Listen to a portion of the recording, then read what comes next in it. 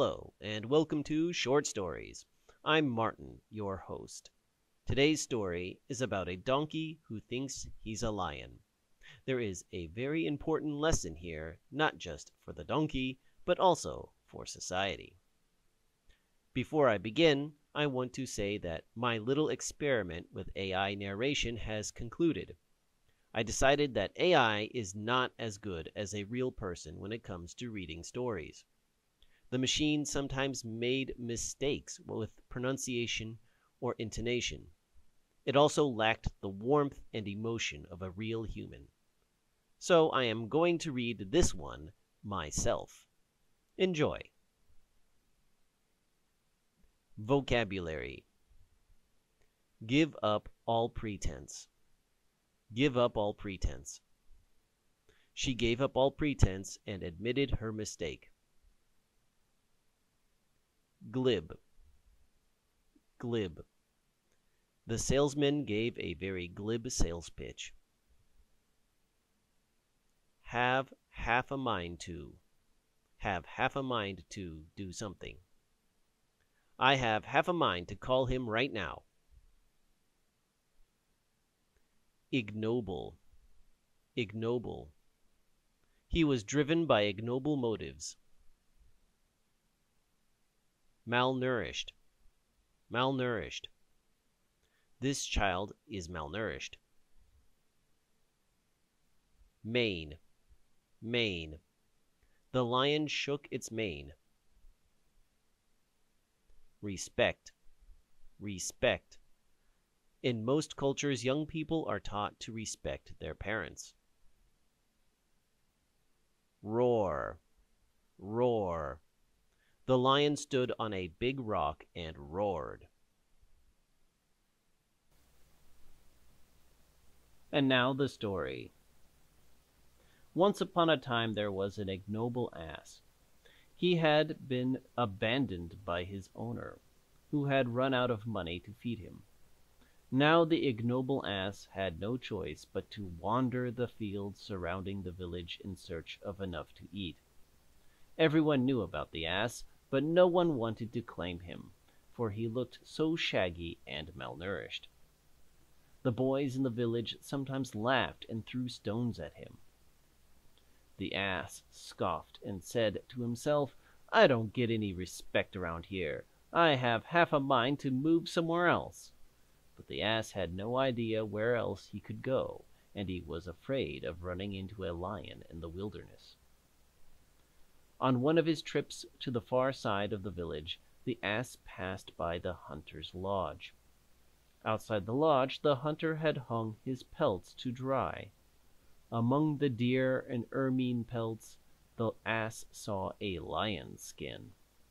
Intrigued, he went up to it and gave it a sniff. This knocked the skin off its hanger and onto the ass's head. He tried to shake it off, but it only spread itself across his body to the point that you could barely see his hooves. "How do I get this thing off me?" moaned the ass as he shook his head again. A goose that lived nearby saw what looked like a lion shaking its mane. "Yikes!" cried the goose. "A lion!" And it flew away in terror. The ass noticed this and thought, "I bet those kids wouldn't dare throw rocks at me now." He decided to test this theory. Boldly, he marched into the village, shaking his mane. As he had predicted, the young boys who once laughed at him ran away in fright. When word got out that there was a lion in the village, everyone shut their doors and windows. Chickens flew up to the rooftops. Dogs stopped barking. Rabbits dove into their burrows.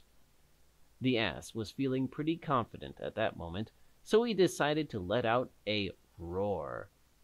"Hee-haw, hee-haw." "That's a nice coat you've got on," said a glib voice. The ass looked around to see who was talking. "Down here, your majesty," said the voice.